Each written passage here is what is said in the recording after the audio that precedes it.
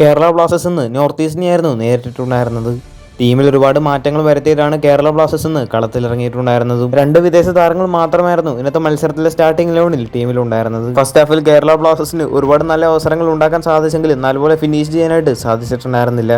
മറുവശത്ത് നോർത്ത് ഈസ്റ്റും അത്യാവശ്യം നല്ലപോലെ തന്നെ കളിച്ചിട്ടുണ്ടായിരുന്നു. ജിതിൻ MS എന്ന താരം മികച്ച പ്രകടനം തന്നെ നോർത്ത് ഈസ്റ്റിന് വേണ്ടി ഇന്ന് കാഴ്ചവെച്ചിരുന്നു. വിങ്ങിലൂടെയൊക്കെ മികച്ച അറ്റാക്കുകളായിരുന്നു ജിതിൻ MS നടത്തിയിട്ടുണ്ടായിരുന്നത്. കിട്ടിയ ചാൻസുകളൊന്നും നല്ലപോലെ മുതലാക്കാനായിട്ട് കേരള ബ്ലാസ്റ്റേഴ്സിന് സാധിച്ചിട്ടില്ല എന്നുള്ളതാണ് നിരാശ നൽകുന്ന ഒരു കാര്യം. ഫൈനൽ തേർഡിലേക്ക് വന്ന പാസുകളൊന്നും നല്ലപോലെ കണക്ട് ചെയ്യാനായിട്ട് നിഹാലൊന്നും സാധിച്ചിട്ടുണ്ടായിരുന്നില്ല. സെക്കൻഡ് ഹാഫിലേക്ക് കടന്നപ്പോൾ നോർത്ത് ഈസ്റ്റിനായിരുന്നു നല്ലപോലെ കളിച്ചിട്ടുണ്ടായിരുന്നത്.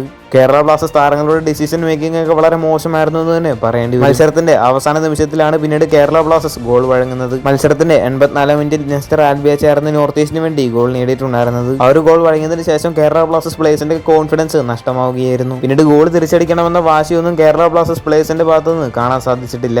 കൂടുതലും ഇന്നത്തെ മത്സരത്തിൽ കേരള ബ്ലാസ്റ്റേഴ്സിന് വേണ്ടി ഇന്ത്യൻ പ്ലേയേഴ്സ് ഒക്കെ ആയിരുന്നു കളിച്ചിട്ടുണ്ടായിരുന്നത്. ഇന്ത്യൻ പ്ലേയേഴ്സിന്റെ ഭാഗത്തുനിന്ന് അല്പം ഭേദപ്പെട്ട ഒരു പ്രകടനമാണ് ഇന്നത്തെ മത്സരത്തിൽ കാണാൻ സാധിച്ചത്.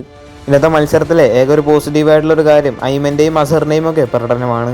ഈ രണ്ട് താരങ്ങളും മികച്ച പ്രകടനമായിരുന്നു ഇന്നത്തെ മത്സരത്തിൽ ഉടനീളം കാഴ്ചവെച്ചിട്ടുണ്ടായിരുന്നത്. പിന്നീട് മത്സരത്തിന്റെ അവസാന നിമിഷത്തിൽ മറ്റൊരു ഗോൾ കൂടി കേരള ബ്ലാസ്റ്റേഴ്സ് കൺസീഡ് ചെയ്യുകയും മത്സരം സെക്കൻഡ് ഹാഫിലേക്ക് കടന്നപ്പോൾ വളരെ മോശം പ്രകടനം തന്നെയായിരുന്നു കേരള ബ്ലാസ്റ്റേഴ്സ് കാഴ്ചവെച്ചിട്ടുണ്ടായിരുന്നത്. മത്സരം അവസാനിക്കുമ്പോൾ ഏകപക്ഷീയമായ ഒരു ഗോളിന് കേരള ബ്ലാസ്റ്റേഴ്സ് പരാജയപ്പെടുകയാണ്. കഴിഞ്ഞ മത്സരം പോലെ തന്നെ ഈ ഒരു മത്സരവും കേരള ബ്ലാസ്റ്റേഴ്സ് ഫാൻസിന് വലിയ നിരാശ നൽകിയ ഒരു മത്സരം തന്നെയായിരുന്നു. നിലവിൽ ഇപ്പോൾ തുടർച്ചയായിട്ട് ഒരുപാട് പരാജയങ്ങളാണ് കേരള ബ്ലാസ്റ്റേഴ്സ് ഈ ഒരു സീസണിൽ ഇപ്പോൾ ഏറ്റുവാങ്ങിക്കൊണ്ടിരിക്കുന്നത്. ഈ ഒരു മത്സരവുമായി ബന്ധപ്പെട്ട് നിങ്ങളുടെ അഭിപ്രായമൊക്കെ താഴെ നിന്ന് കമന്റ് ചെയ്യുക.